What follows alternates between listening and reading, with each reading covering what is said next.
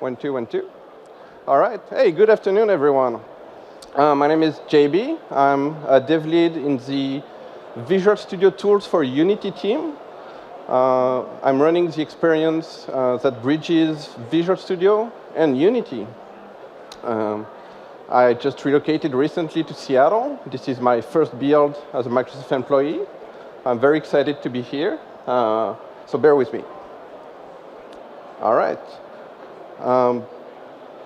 Today, I'm going to show a small project, and I'm going to create actually a new Unity project. For those of you who don't know Unity, it's a game creation engine platform editor to easily create 2D and 3D games for all major platforms. And today we'll be building a very simple game, actually a basketball game, in less than 20 minutes. So let's go ahead and get started. So we're inside Unity. I'm going to do a new project. Let's call it basketball. And let's get started.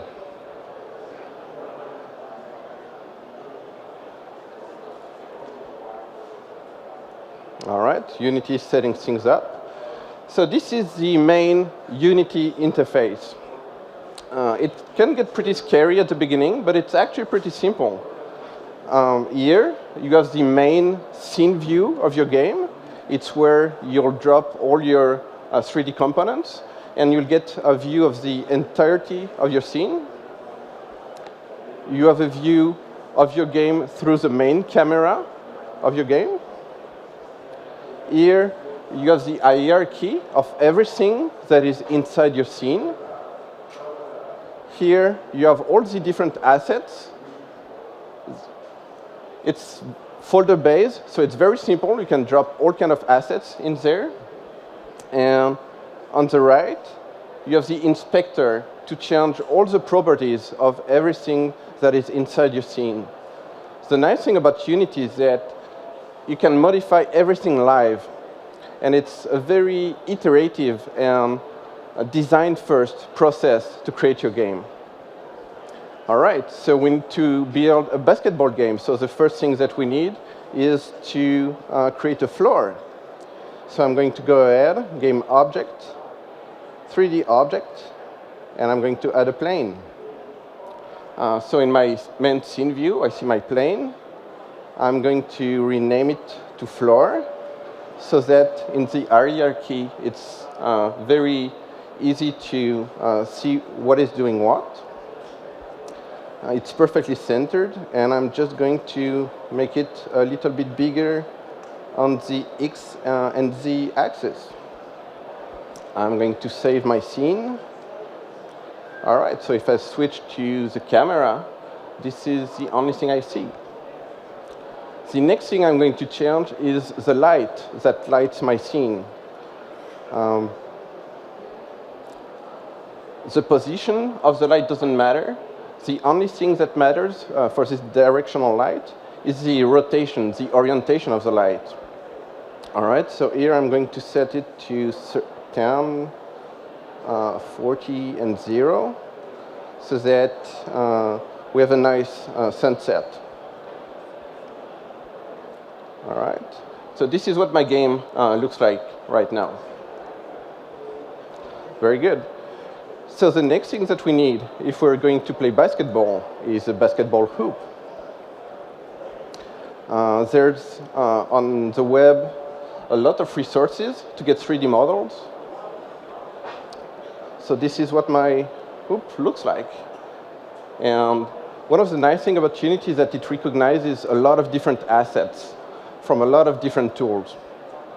So this is a 3ds file, and I'm just going to drop it inside the asset folder of my game. So this is my hoop. I'm going to ask Unity to generate colliders for it, meaning that it will properly collide with everything that is on my scene. Let's apply. And the only thing I need to do is to take my hoop and place it on my scene. All right. So I'm going to set it to nice round values, 0, 0, and 10.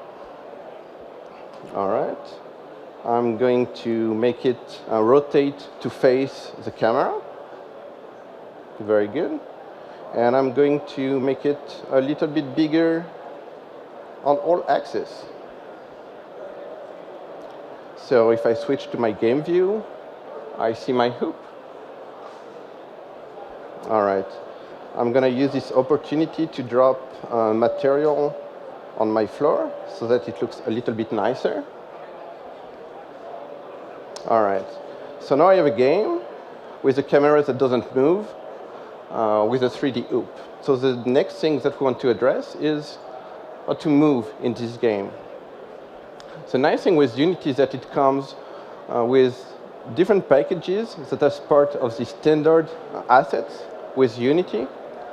So I can just say assets, import package, and I'm going to include the characters package, which imports in my project code if I want first-person view or a third-person view.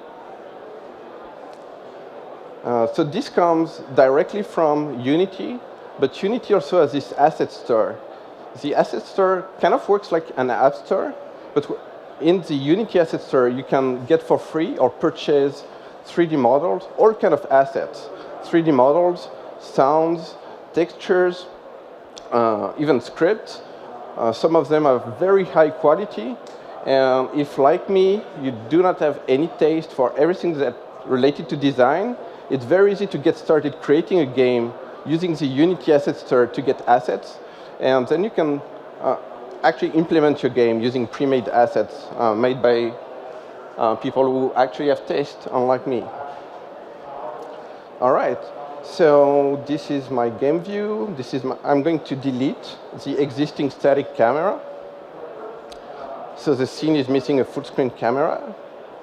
And I'm going to go into the standard asset folder that I imported. Characters. We're going to use a first-person character. Prefab. A prefab inside Unity is something that you can reuse. A collection of a model or scripts that you can use multiple times in your project. I'm going to drop a FPS controller on my scene and change its position. All right, so that would be 0, 1, and -10. All right, so if I switch to the game mode, I have the same thing as before, but if I start the game directly inside Unity, I can start looking around using the mouse. It's built in with the FPS controller. It even has sounds. You should hear footsteps when I walk. I can jump. All right. And just like in any game, all right, I'm going to make the sound a bit quieter. And just as any game, I can fall off. Oh. All right. I'm sure you've seen that happen in a lot of games. So this is what I have. I have a first-person character that can move across my scene. I have a basketball hoop. So the next thing I need is a ball. Let's go ahead, switch to the scene, and create a sphere. That will be my ball. So, all right, 0. Let's make it 1 unit height. Let's make it a little bit smaller. All right. See, it's very easy in Unity to just play around and modify the values, and you have a direct feedback, and you see in your scene or in the game view what is happening. So you have a ball. I have a sphere. It doesn't do much. It's just there, so we need to modify it. All right, let's switch back to the game, to the scene view. I'm going to add a material on the ball so that it looks red. All right. I'm going to add a rigid body so that the ball has a physical existence in my scene. It has a mass of 1 unit, which means that if I start playing the game, it should fall to the ground. All right. But that's not how balls work. So we're going to add a new material to this ball to tell the Unity engine that we need this material to bounce when it falls on the ground. So assets, create physics material. Let's call that bouncy. All right. And let's use the maximum value for bounciness, 1. Let's drop this material on my ball. So now if I play the game, it bounces. Awesome. All right. So now we have a basketball hoop, we have a player and a ball. Next thing that we do is to make the character throw the ball. All right, so let's rename sphere to ball so that it's clear. Oh, didn't take. All right. So what I'm going to do now is take the ball from my scene and drop it in my assets. So what Unity does here is that it takes one instance of this object and makes it into a prefab, something that I can reuse in my game by simply dropping it. All right, so now I have 3 balls in my scene.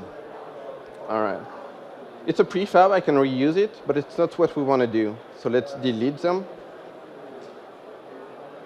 All right.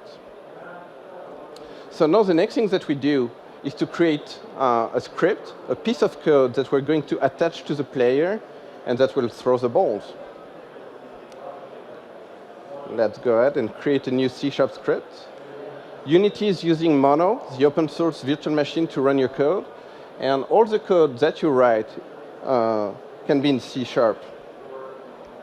Using Unity 5, at least Unity 5.2, we've worked with Unity to make sure that Unity natively supports Visual Studio. So I just created a C# file.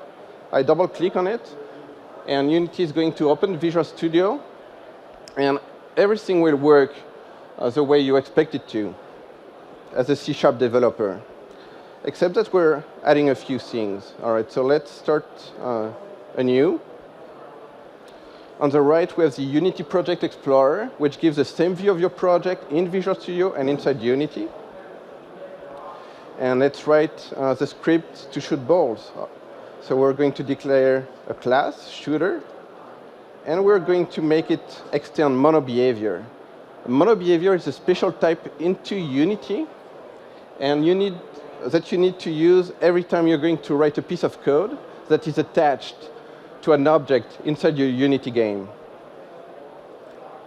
Next thing I'm going to do is to add a couple fields. A rigid body that we're going to call prefab, and a float that we're going to call speed with a default value of 10. And the next thing that we're going to do is to attach this shooter script to the first-person character. I can look for it, shooter. And what you can see in the inspector is that Unity reflects on all the public fields of your MonoBehavior, and it allows you to change it so that you can try directly and live and see the immediate effect of changing a public property of your game directly inside the Unity editor. So I'm going to say that this shooter shoots basketballs. Oops. And we'll keep the speed of 10 right now. The next thing that we need to do is to actually implement the piece of code that will throw the basketball. Let's switch back to Visual Studio. The way Unity works is that you declare a few methods that have a special name that the Unity engine recognizes and calls at different moments of your game.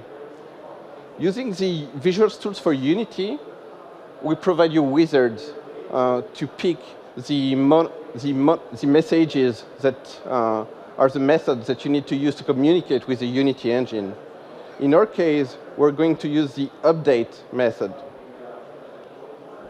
What update does is that it's going to be called by the Unity engine at every frame of your game. So let's simply write if input. Those are types that come directly from Unity. Get button down fire1. Fire1 is the default name for the button that is on a keyboard bound to left click. So what we're going to do here is to create a new instance of the prefab that we've drag and dropped from the editor. Create an instance of it. It will need a rigid body, and we just say instantiate. And we're going to instantiate the prefab. The next arguments are where, and we're going to use the transform position and the transform rotation that are associated with the object on which we put the script, in our case, the player. Simply, it just means that we're going to spawn this prefab at the exact position of the player. All right? And the next thing we're going to do is to give this new object a velocity. This velocity is going to go forward and halfway between vertical and horizontal. And we'll multiply it by the speed. All right? So if we switch back to Unity and play the game, I can walk around and I can start throwing balls and hopefully score a few points. No? Yes. Thank you.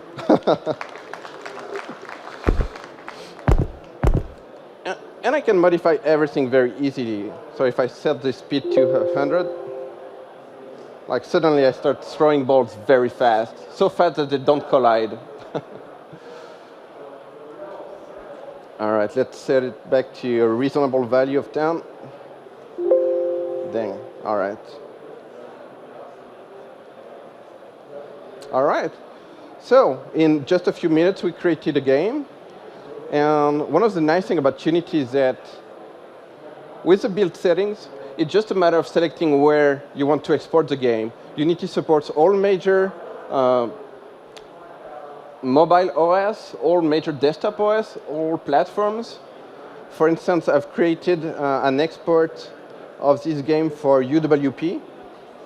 So if I go ahead and start without debugging, this is an export of the game created for UWP. I don't want to build it. The game is made with Unity. All right. And this is my game. That's probably when I played too much with the speed. And you can even export it to WebGL. And this is the same game running inside your browser, inside Edge. Export it as WebGL from Unity. And you can export it for iOS, Android very easily. And that's about it. So we've seen that in just a few minutes, we've created a very basic game. It's very easy to start with Unity. You just need a few assets. Unity has a lot of tutorials to get you going. And using Visual Studio, get best of both worlds. You get Visual Studio for the scripting part and Unity for everything that is design time. And this allows you to create cross-platform games very easily. Thank you very much.